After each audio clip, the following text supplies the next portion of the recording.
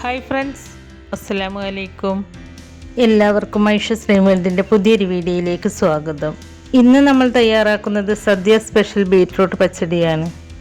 അപ്പോൾ നമുക്ക് ഈ ബീറ്റ്റൂട്ട് പച്ചടി എങ്ങനെയാണ് തയ്യാറാക്കുന്നത് എന്ന് നോക്കാം.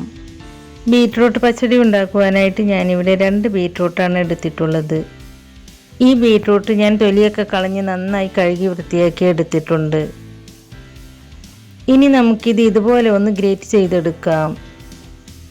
ഇനിയിപ്പോൾ നിങ്ങളുടെ അടുത്ത് ഗ്രേറ്റർ ഇല്ല എങ്കിൽ ചെറിയ പീസായി കട്ട് ചെയ്തെടുത്താലും മതി. അപ്പോൾ ഞാനിത് ഇതുപോലെ വളരെ തിന്നായിട്ട് തന്നെ ഗ്രേറ്റ് ചെയ്തെടുത്തിട്ടുണ്ട്. ഈ ബീറ്റ്റൂട്ട് നമുക്കൊരു മൺചട്ടിയിലേക്ക് ചേർത്ത് കൊടുക്കാം. അതിനുശേഷം ഇതിലേക്ക് ഒരല്പം ഉപ്പ് ചേർത്ത് കൊടുക്കുന്നുണ്ട്. ഇത്രയും ഉപ്പ് നമുക്കിതിലേക്ക് തികയില്ല, കുറച്ചുകൂടി ഉപ്പ് ചേർക്കേണ്ടതായിട്ടുണ്ട്. ബാക്കി നമുക്ക് തൈര് ചേർത്ത് കൊടുത്തതിന് ശേഷം ടേസ്റ്റ് നോക്കിയിട്ട് ചേർത്ത് കൊടുക്കാം. ഇനി നമുക്കിത് നന്നായിട്ടൊന്ന് വേവിച്ചെടുക്കണം. അപ്പോൾ വേവിച്ചെടുക്കാനായിട്ട് വളരെ കുറച്ച് മാത്രം, 1/2 കപ്പ് അളവിൽ മാത്രം വെള്ളം ഒഴിച്ച് കൊടുത്തിട്ട് നല്ലതുപോലെ നമുക്കിതൊന്ന് വേവിച്ചെടുക്കാം. ഒരുപാട് വെള്ളം ഒഴിച്ച് കൊടുക്കുകയാണെങ്കിൽ അത്രയും വെള്ളം വറ്റുന്നത് വരെ നമുക്കിത് കുക്ക് ചെയ്യേണ്ടി വരും. അപ്പോൾ ഇത് വേവാൻ ആവശ്യമായ വെള്ളം മാത്രം ഒഴിച്ച് കൊടുത്താൽ മതി. വെള്ളം ഒഴിച്ച് കൊടുത്തതിന് ശേഷം നമുക്കിത് നന്നായിട്ടൊന്ന് മിക്സ് ചെയ്തതിന് ശേഷം ലോ ഫ്ലെയിമിൽ വെച്ച് ഒരു 3-4 മിനിറ്റ് നേരം നമുക്കിതൊന്ന് അടച്ച് വെച്ച് വേവിച്ചെടുക്കാം. 4 മിനിറ്റ് കൊണ്ട് തന്നെ നമുക്കിത് വെന്ത് കിട്ടും. ഇത് ഒരുപാട് സമയമൊന്നും വേവിക്കേണ്ടതായിട്ട് വരില്ല, കാരണം നമ്മളിത് നന്നായിട്ട് തിന്നായിട്ട് ഗ്രേറ്റ് ചെയ്തെടുത്തത് കൊണ്ട് പെട്ടെന്ന് തന്നെ വെന്ത് കിട്ടും. അപ്പോൾ ഇത് നന്നായിട്ടൊന്ന് വെന്ത് വരട്ടെ. അപ്പോഴേക്കും നമുക്കിതിലേക്ക് വേണ്ട അരപ്പ് തയ്യാറാക്കി എടുക്കാം. അപ്പോൾ അതിനായിട്ട് ഞാനിവിടെ 1/2 കപ്പ് അളവിൽ തേങ്ങ ചിരകി എടുത്തിട്ടുണ്ട്. ഈ തേങ്ങ നമുക്കൊരു മിക്സിയുടെ ജാറിലേക്ക് ഇട്ട് കൊടുക്കാം.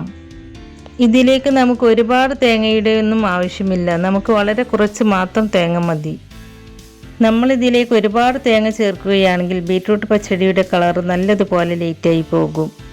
അതുകൊണ്ടാണ് വളരെ കുറച്ച് തേങ്ങ എടുത്താൽ മതി എന്ന് പറഞ്ഞത്.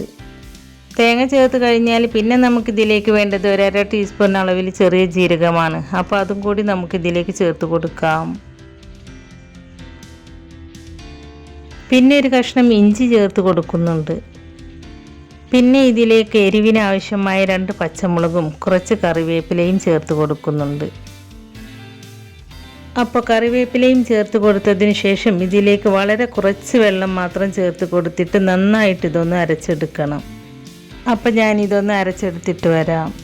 ഇപ്പം ഞാനിത് നന്നായിട്ടൊന്ന് അരച്ചെടുത്തിട്ടുണ്ട്. ഇനി നമുക്കിതൊരു സൈഡിലേക്ക് മാറ്റി വെക്കാം. ഈ സമയം നമ്മുടെ ബീറ്റ്റൂട്ട് വേവാനായിട്ട് വെച്ചിട്ട് ഏകദേശം 3 മിനിറ്റ് ആയിട്ടുണ്ട്. അപ്പോൾ നമുക്കിതൊന്ന് തുറന്ന് നോക്കാം. നമ്മുടെ ബീറ്റ്റൂട്ടിലെ വെള്ളം അല്പം കൂടി വറ്റി വരാനുണ്ട്. അപ്പോൾ നമുക്കിതൊന്ന് ഇളക്കി കൊടുത്തതിന് ശേഷം 1 മിനിറ്റ് കൂടി അടച്ച് വെച്ച് വേവിച്ചെടുക്കാം. ഇപ്പോൾ 1 മിനിറ്റ് ആയിട്ടുണ്ട്. ഇനി നമുക്കിത് തുറന്ന് നോക്കാം. ബീറ്റ്റൂട്ടിലെ വെള്ളമൊക്കെ വറ്റി നല്ല സോഫ്റ്റായിട്ട് നന്നായിട്ട് തന്നെ വെന്ത് കിട്ടിയിട്ടുണ്ട്. അപ്പോൾ ഈ ഒരു രീതിയിൽ അല്പം പോലും വെള്ളമൊന്നുമില്ലാതെ വേണം ബീറ്റ്റൂട്ട് വേവിച്ചെടുക്കാനായിട്ട്.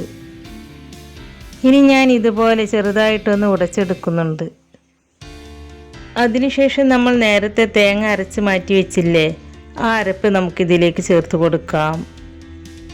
തേങ്ങ അരച്ചത് ചേർത്ത് കൊടുത്തതിന് ശേഷം പിന്നീട് നമ്മളിതിലേക്ക് വെള്ളമൊന്നും ചേർത്ത് കൊടുക്കേണ്ട ആവശ്യമില്ല. വെള്ളം നമ്മൾ ചേർക്കുകയാണെങ്കിൽ ആ വെള്ളം നന്നായിട്ട് വറ്റിച്ചെടുക്കേണ്ടി വരും.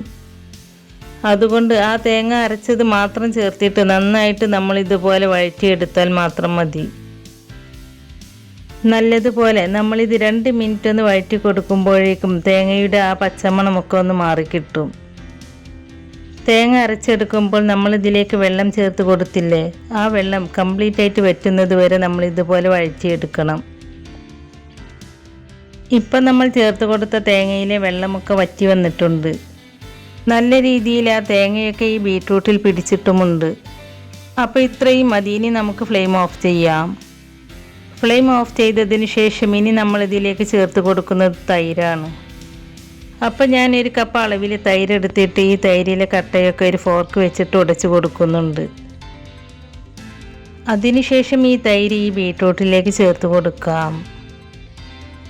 നമ്മൾ ഫ്ലെയിം ഓഫ് ചെയ്തതിന് ശേഷമാണ് കേട്ടോ തൈര് ഒഴിച്ച് കൊടുക്കേണ്ടത്. അല്ലെങ്കിൽ നല്ല ചൂടാവുന്ന സമയത്ത് തൈര് പെട്ടെന്ന് പിരിഞ്ഞു പോകും. അതുകൊണ്ട് ഫ്ലെയിം ഓഫ് ചെയ്തതിന് ശേഷം മാത്രം തൈര് ചേർത്ത് കൊടുക്കുക. നിങ്ങളെടുക്കുന്ന തൈര് നല്ല പുളിയുള്ള തൈരാണെങ്കിൽ നിങ്ങളുടെ പുളിക്കനുസരിച്ച് ചേർത്ത് കൊടുത്താൽ മതി. തൈര് ചേർത്ത് കൊടുത്തതിന് ശേഷം നന്നായിട്ടൊന്ന് മിക്സ് ചെയ്തെടുക്കുക. അതിനുശേഷം ഇതിലെ ഉപ്പ് ചെക്ക് ചെയ്ത് നോക്കിയിട്ട് ഇതിലേക്ക് ആവശ്യമായ കുറച്ച് ഉപ്പ് കൂടി ചേർത്ത് കൊടുക്കുന്നുണ്ട്. ഉപ്പ് ചേർത്ത് കൊടുത്തതിന് ശേഷവും നന്നായിട്ടൊന്ന് മിക്സ് ചെയ്തെടുക്കുക. ഇപ്പം നമ്മുടെ ബീറ്റ്റൂട്ട് പച്ചടി ഏകദേശം റെഡിയായി വന്നിട്ടുണ്ട്. നല്ലൊരു കളറിലും നമുക്കിത് കിട്ടിയിട്ടുണ്ട്. ഇപ്പോഴും നമ്മുടെ മൺചട്ടിക്ക് ചെറുതായിട്ടൊരു ചൂടുണ്ട്. അപ്പോൾ ആ ചൂടിൽ ഇതിവിടെ ഇരിക്കട്ടെ. ഇനി നമുക്കിതിലേക്കൊരു താളിപ്പ് കൂടി ചേർക്കാനുണ്ട്. അതിന് വേണ്ടിയിട്ട് ഞാനൊരു കടായി അടുപ്പത്ത് വെച്ച് കടായി ചൂടായിട്ട് വരുമ്പോൾ അതിലേക്ക് 2 ടേബിൾ സ്പൂൺ വെളിച്ചെണ്ണ ചേർത്ത് കൊടുക്കുന്നുണ്ട്. എപ്പോഴും നാടൻ വിഭവങ്ങളൊക്കെ ഉണ്ടാക്കിയെടുക്കുമ്പോൾ വെളിച്ചെണ്ണയിൽ തന്നെ ഉണ്ടാക്കിയെടുക്കുമ്പോഴാണ് ആ നാടൻ ടേസ്റ്റ് കിട്ടുന്നത്. അപ്പോൾ ഇതിലേക്ക് വെളിച്ചെണ്ണ തന്നെ എടുക്കണം കേട്ടോ. എണ്ണ ചൂടായിട്ട് വരുമ്പോൾ അതിലേക്ക് 1 ടീസ്പൂൺ കടുക് ചേർത്ത് കൊടുക്കാം. കടുക് പൊട്ടിക്കഴിഞ്ഞാൽ 3 വറ്റൽമുളക് കട്ട് ചെയ്തത് ചേർത്ത് കൊടുക്കാം. അതിനുശേഷം കറിവേപ്പില ചേർത്ത് കൊടുത്ത് ഫ്രൈ ആയി വന്നാൽ ഫ്ലെയിം ഓഫ് ചെയ്യാം. ഇപ്പം ഞാൻ ഫ്ലെയിം ഓഫ് ചെയ്ത് കൊടുത്തിട്ടുണ്ട്. ഇനി നമുക്കിത് ചൂടോട് കൂടി തന്നെ നമ്മുടെ ബീറ്റ്റൂട്ട് പച്ചടിയിലേക്ക് ചേർത്ത് കൊടുക്കാം. എന്നിട്ട് ഇതുപോലെ ഒന്ന് മിക്സ് ചെയ്തതിന് ശേഷം നമുക്കിത് 2 മിനിറ്റ് അടച്ച് വെക്കാം. അപ്പോൾ വളരെ ടേസ്റ്റി ആയിട്ടും നല്ല കളർഫുള്ളായിട്ടും നമ്മുടെ ബീറ്റ്റൂട്ട് പച്ചടി ഇവിടെ റെഡിയായി കിട്ടിയിട്ടുണ്ട്. ഇനി നമുക്കിതൊരു സെർവിങ് ബൗളിലേക്ക് മാറ്റാം. അപ്പോൾ നിങ്ങൾ ഈ രീതിയിൽ ബീറ്റ്റൂട്ട് പച്ചടി ഉണ്ടാക്കി നോക്കിയിട്ടില്ലെങ്കിൽ ഇതുപോലെ ഒന്ന് ഉണ്ടാക്കി നോക്കിയിട്ട് അതിൻ്റെ ഫീഡ്ബാക്ക് നമ്മുടെ കമൻറ്റ് ബോക്സിൽ എഴുതി അറിയിക്കാനും മറക്കരുത്. നമ്മുടെ ഇന്നത്തെ റെസിപ്പി നിങ്ങൾക്ക് ഇഷ്ടമായിട്ടുണ്ടെങ്കിൽ ലൈക്ക് ചെയ്യുകയും നിങ്ങളുടെ ഫ്രണ്ട്സിനും ഫാമിലിയിലേക്കൊക്കെ ഒന്ന് ഷെയർ ചെയ്ത് കൊടുക്കുകയും അതുപോലെ നമ്മുടെ ചാനൽ സബ്സ്ക്രൈബ് ചെയ്യാതെ പുതുതായി ആരെങ്കിലും കാണുന്നവരുണ്ടെങ്കിൽ ഒന്ന് സബ്സ്ക്രൈബ് ചെയ്ത് സപ്പോർട്ട് ചെയ്യുകയും ചെയ്യണേ. സബ്സ്ക്രൈബ് ചെയ്യുമ്പോൾ കൂടെ കാണുന്ന ബെല്ലൈക്കണിൽ ക്ലിക്ക് ചെയ്ത് അതിൽ ആളെന്ന ഓപ്ഷൻ തന്നെ എനേബിൾ ചെയ്ത് വെക്കുകയാണെങ്കിൽ പുതിയ റെസിപ്പീസ് അപ്ലോഡ് ചെയ്യുമ്പോൾ അതിൻ്റെ നോട്ടിഫിക്കേഷൻ നിങ്ങൾക്ക് കിട്ടുന്നതാണ്. ഇൻഷാ അല്ലാഹ് പുതിയ റെസിപ്പീസുമായി വീണ്ടും വരാം. Thank you.